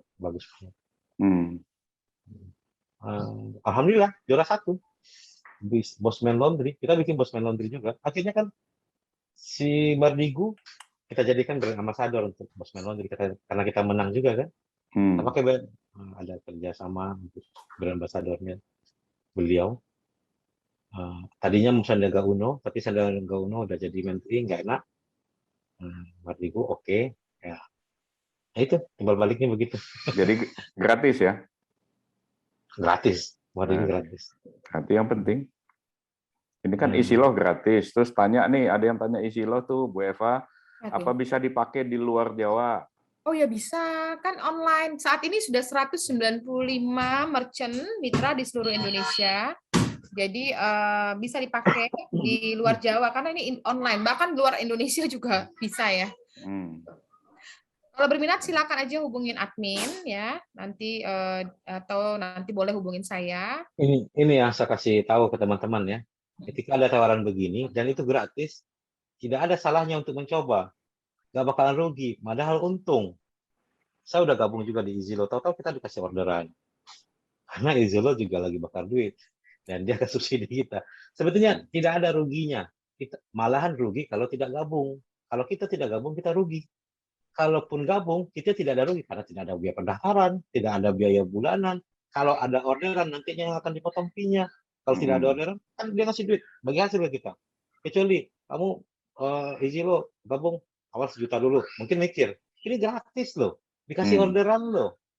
Mungkin di awal-awal nggak dikasih potongan kali Bu ya? Enggak. Nggak dikasih potongan. Udah berbagi. Dan sangat.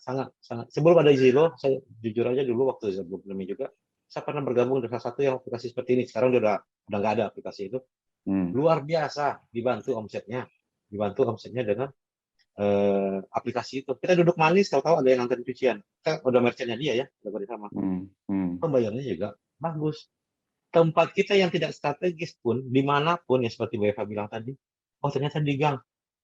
Saya merasa takut dengan Izilo loh Pak. Kita yang salah satu tempat di pinggir jalan yang gede-gede, Nanti mati sama yang diganggang, tapi kerja Itu sama sama isi dia. loh.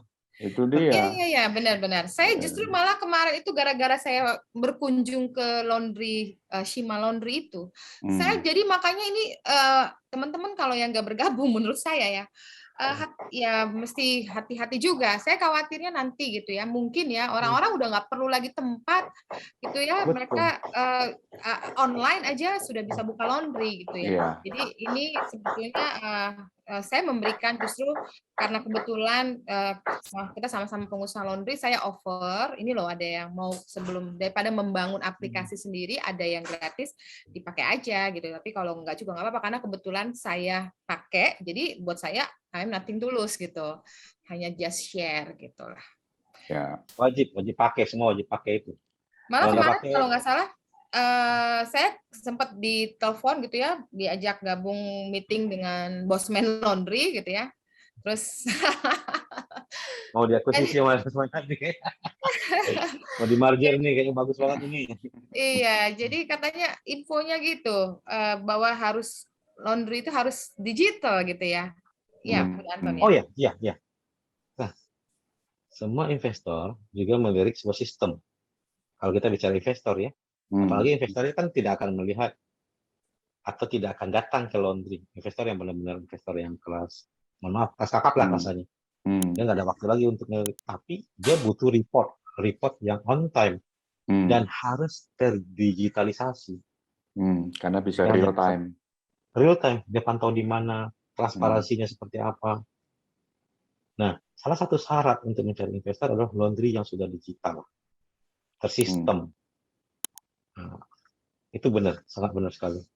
Nah, itu juga Gilang Laundry nanti mungkin perlu dibantu sama timnya Bu Eva tuh, cara ubah harga di Easyloh bagaimana gitu ya. Siap, nanti tim kita hubungi. Bisa dihubungi nanti ya, Bu Gilang Laundry. Ya, oke. Nah, itu kan digitalisasi merupakan salah satu kecenderungan ke depan dah. Ya. Tapi sebetulnya pasar Indonesia itu, bahkan orang bicara ini masih prospektif nggak sih untuk pemain-pemain baru? Pertumbuhan pasar dengan pertumbuhan laundry memang udah agak sinkron ya. Lebih banyak pertumbuhan laundry-nya dari pasarnya saat ini. Tetapi secara keseluruhan, pasar yang belum tergarap itu masih banyak sekali. Saya melihat ada sedikit pergeseran saat ini Pak ya, saat pergi ke pola hidup. Saya ada teman yang menginformasikan, ada salah satu perusahaan yang tadinya di Jakarta menyewa sebuah gedung 400 juta, 500 juta untuk dijadikan kantor. Ketika ada PPKM dan segala macam, si perusahaan ini menutup kantornya di Jakarta, tapi dia bikin di daerah dengan memasang tower internet di sana, di daerah pegunungan malahan, dan dia masih eksis bekerja. Terus kita lihat juga, ini yang kemarin ya, mungkin ke depan akan berbeda lagi. Pengelompokan orang berubah ya. Contohnya selama PPKM, kampus lah contohnya. Tadi mereka berkumpul di satu titik, mungkin ada ribuan, puluhan ribu atau ratusan ribu di satu titik, satu kawasan. Ketika PPKM, dia pulang ke rumah masing-masing dan sekolah online. Nah, kebiasaan-kebiasaan seperti ini mungkin sedikit akan merubah ke depannya cara pola hidup orang, cara pola hidupnya. Pemerataannya lebih merata lagi. Tidak hanya tertumpu di satu kawasan. Saya ragunya mungkin anak-anak kuliah udah terbiasa dengan online. Saya online aja deh. Ngapain juga kampus Indonesia? Sekalian kampus luar negeri, bisa sekolah online kok. Nanti ijazahnya ijazah luar negeri kok. Saya lebih nyaman di rumah kok. Mungkin ya. Nah, begitu juga yang bekerja yang bisa melakukan pekerjaannya dengan hanya menggunakan internet. Yang pindah tadi, itu pindahnya dari Sukabumi itu. Betul. Nah, pemerataan pasarnya tetap mungkin lebih akan naik. Pemerataannya akan berbeda. Pemerataannya akan berbeda. Pengelompokannya akan berbeda. Dia lebih akan kalau tadinya lebih tersebar.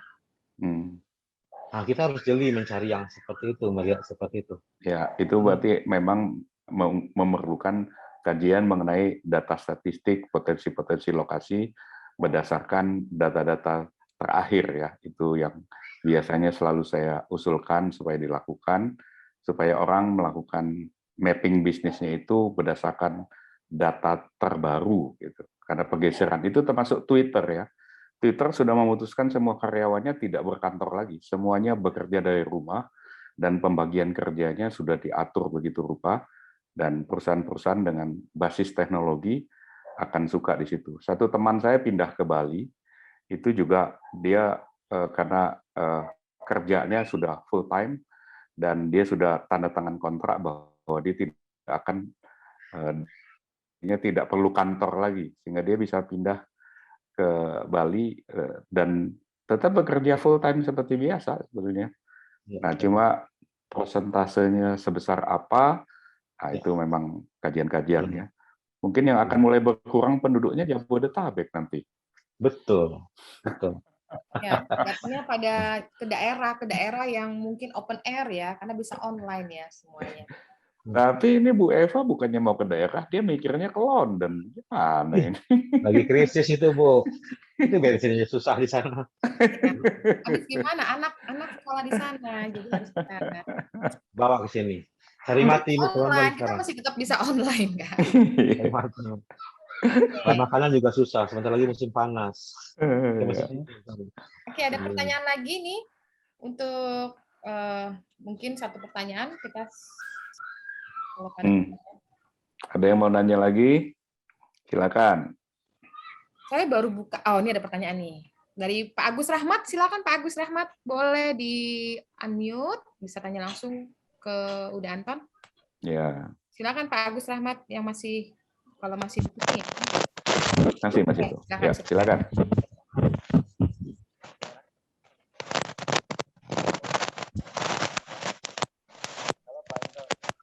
Ya, suaranya masih bisa digedein. Suaranya kesek-kesek. Ya. Mungkin nggak usah pakai headset kalau udah bunyi ya. Belum keluar ya suaranya. Atau headsetnya mungkin dilepas aja Pak.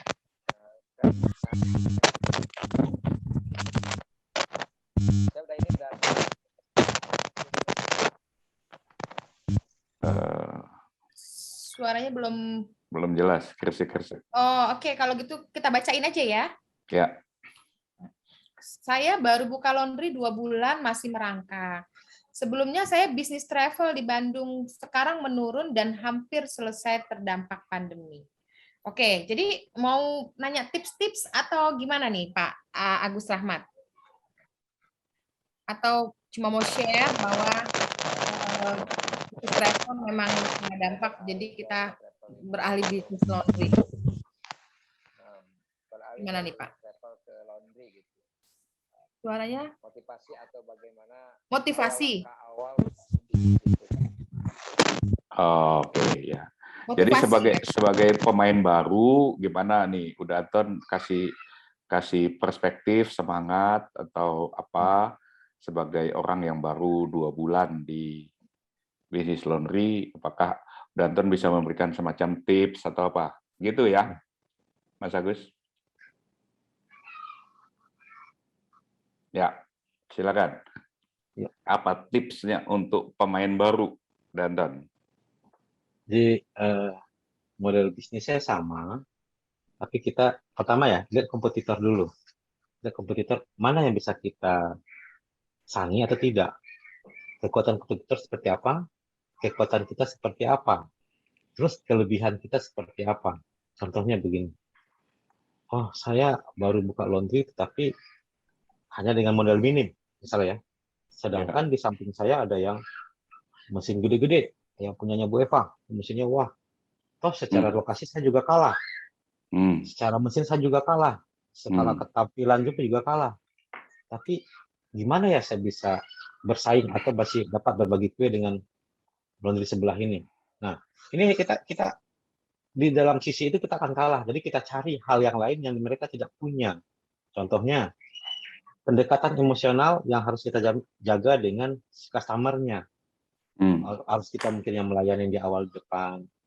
Pagi Bu, sore Bu, siang Bu. Ya bikin ikatan emosional yang bagus dengan customer, terus mungkin layanan yang berbeda antar jemputnya kah atau apanya, lebih ke ikatan emosional yang dijaga yang tidak mereka dapatkan di kompetitor yang lebih besar. Saya punya satu customer 10 tahun yang lalu dia beli mesin ke saya, sampai sekarang laundry-nya masih kayak gitu. Tapi dia tahu dengan kemampuannya, dia tahu kekurangannya dibandingkan kompetitor. Dia di sebelahnya udah yang besar. Dia tetap rame. Kuncinya apa? Jadi ikatan emosionalnya ini yang dia jaga dengan customer. Say hello-nya, nggak nyuci ditegur sapa di WA, database customer dikumpulin dulu ya. Cara mendapatkan database customer kan banyak cara, mungkin kita kasih promo dulu atau segala macam. Dia jalin komunikasi terus. Gimana kabarnya Bu? Sehat kah? Semoga bla bla bla bla. Gimana Pak? Orang merasa nyaman. Oh, ambil cucian ke sini Pak. Sampai sekarang dia hanya menggunakan mesin-mesin yang sederhana, tapi orderannya cukuplah buat dia. Walaupun di kompetitor kiri kanannya udah nggak masuk akal menurut saya. Jadi cari kelebihan kita yang tidak dipunyai nama yang lainnya. Kenapa saya lari ke bengkel? Karena saya rasa kelebihan saya di otak-atik, hobi saya di situ. Ya udah saya fokuskan ke situ. Ada kan, Bapak misalkan di jasa travel. Saya ingat di GM Laundry di Payakumbuh. Kenapa laundry-nya ramai sekali? Saya cari tahu dia, apa rumus kamu? Oh dia, apa ininya, latar belakangnya? Oh ternyata dia dulu di perbankan yang ke rumah nasabah, say hello-nya bagus gitu kan. Dan itu yang ditarik sama dia.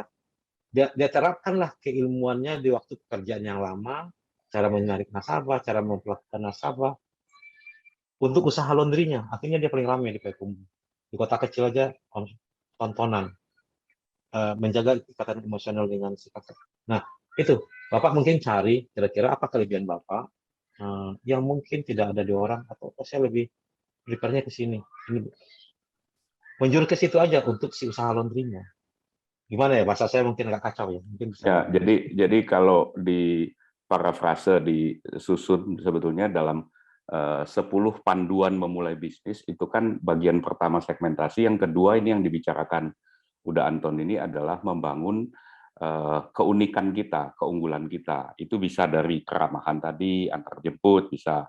Kalau enggak, kita menang di mana? Menang di murahnya. Kalau enggak, kita menang di mana? Kita berhadiah.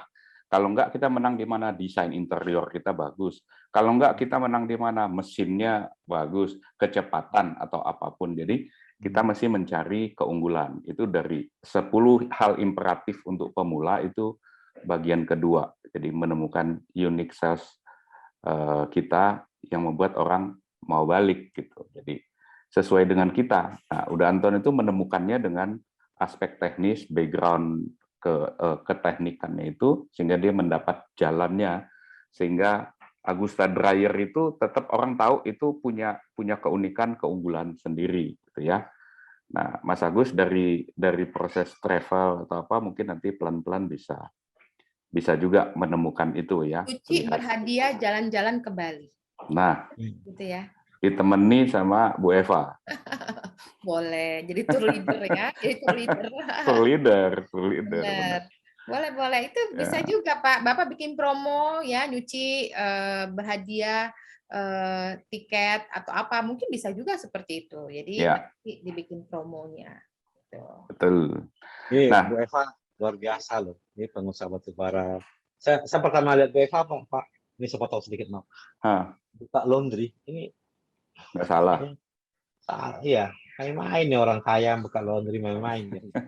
Ternyata kan kelas BFA pun melirik bisnis laundry. Dan saya juga terima kasih dengan Pak Andreas Saleva, beberapa kali menjadi mentor saya lah. Untuk Agusta juga, dikasih nasihat begini-begini. Dan background Pak Andreas Saleva juga luar biasa sebelumnya, sangat luar biasa. Banyak sekali ilmu beliau. Jadi dan manfaatkan dikasih orang yang kita cerna, buka ya, terima, jangan buka atau kosongkan gelas lah. Di mana aja serap ilmunya, dimanapun serap ilmunya dan praktekkan dari siapa saja. Ya. Pokoknya intinya bahwa kita harus berbagi ya, sharing ilmu, mau meluangkan, mengosongkan gelas gitu ya. Jadi mungkin bisa aja orang hebat di satu sisi ini, tapi mungkin yang satu hebat satu sisi yang lain gitu ya. Kita saling bertukar informasi, bertukar ilmu gitu ya. Saya buat udah Anton juga waktu pertama kali, waduh hebat banget ini. Katanya dulunya ibaratnya supir gitu ya. Terus sekarang udah jadi miliarder dan boleh dibilang distributor mesin terbesar gitu. Kalau saya lagi sama Pak Rizal tuh kan, wah anak kesayangannya Pak Rizal ini gitu. Dapat mobil, gitu kan, dapat handphone. Pokoknya bangun keren jaringannya banget. hebat. Ya, Keren. jaringannya hebat, keren banget. Ini saya pakai handphone pemberiannya salah satu. Atau yang lain. Oke. Hidupnya apa nih? Siap. Oke. Jadi mungkin hari ini saya boleh rangkum sedikit, Bu Eva? Boleh ya. Jadi kalau kita lihat tadi, salah satu hal yang mungkin kita perlu download dari seorang Anton Agusta, dia menemukan satu support system ya, sistem pendukung dia tadi. Kalau Anda lihat yang awal itu adalah istrinya ya, yang memberikan kartu kredit, KTA atau apa, kemudian mereka berkembang. Nah, jadi kadang memang ada kekuatan dari pasangan yang saling menyemangati gitu ya. Nah, itu yang pertama. Kemudian yang kedua, sistem berpikirnya Anton Agusta tadi. Jadi dia memiliki kebiasaan goal setting ya. Nah, dalam ilmu motivasi, goal setting itu adalah salah satu yang imperatif gitu ya, syarat wajib gitu ya. Orang membuat goals. Karena begitu kita bikin goals, kita itu menjelaskan sesuatu dalam pikiran kita, efeknya adalah menimbulkan semangat kita. Kalau Anda perhatikan, ketika Anda lemah, luntang-lantung, kusut pikirannya, itu pasti salah satunya Anda mulai kehilangan goals, mulai nggak jelas tuh mau ngapain, apa yang mau dicapai. Itu salah satu. Tadi dia sudah bagus itu ya. Kemudian dengan cepat tadi udah Anton kalau Anda catat, dia langsung melihat bahwa dia ini suka tantangan, jadi dia bosan dengan rutinitas. Dia sadar itu. Karena itu yang operasional yang sudah berulang dia kasih sama orang lain, supaya dia bisa mencari mana lagi nih, gitu ya. Tetapi itu mendorong kemajuan. Nah, dengan cara itu dia melakukan pembagian kerja di timnya, tim ini begini, tim ini begini, tim ini begini. Sebagai prosesnya tadi dari Sosa Laundry, kemudian konversi di outlet. Kemudian dia impor mesin bekas, dia konversi, dia jual, dia bangun reseller. Resellernya sudah jadi, dia masuk ke mesin yang mesin baru dengan importir, sehingga dia menangani keseluruhan A sampai Z, dia bisa tangani sebetulnya ya. Jadi pertumbuhan orang itu tidak pernah bisa melampaui pertumbuhan pikirannya. Nah, ini yang biasanya teman-teman kalau terlalu banyak menangani soal operasional, akhirnya terjebak di situ. Nah, itulah belajar dari Udanton, kita mesti belajar meninggalkan yang rutin, karena yang rutin berulang itu masuk kategori operasional, segala yang rutin berulang operasional harus bisa dikerjakan oleh yang lain. Kalau dia sangat sederhana dan repetitif, itulah yang diambil alih oleh teknologi. Ya, dan digitalisasi memakan segala sesuatu yang repetisinya terlalu banyak dan terlalu sering tanpa faktor manusia. Mungkin itu mudah-mudahan bermanfaat buat teman-teman dari pertemuan ini. Terima kasih buat Uda Anton sudah berbagi dengan kita semua. Semoga manfaat yang didapat juga memberi pahalanya Uda Anton kemana-mana dibawa terus gitu ya. Nah, gitu Bu Eva, saya serahkan kepada Ibu Eva. Oke, semoga hari ini banyak hal yang bisa dipetik ya. Jadi kita belajar dari Uda Anton gitu ya, semangat dan perjuangannya, dan tentunya kolaborasi yang baik antara suami dan istri gitu ya. Ya, oke. Jadi Bapak Ibu semuanya, hari ini Laundry Talk-nya sudah sampai di penghujung gitu ya. Kita akan tutup. Sebelum ditutup, saya mengucapkan terima kasih Uda Anton sudah menyediakan waktu, sudah mau share.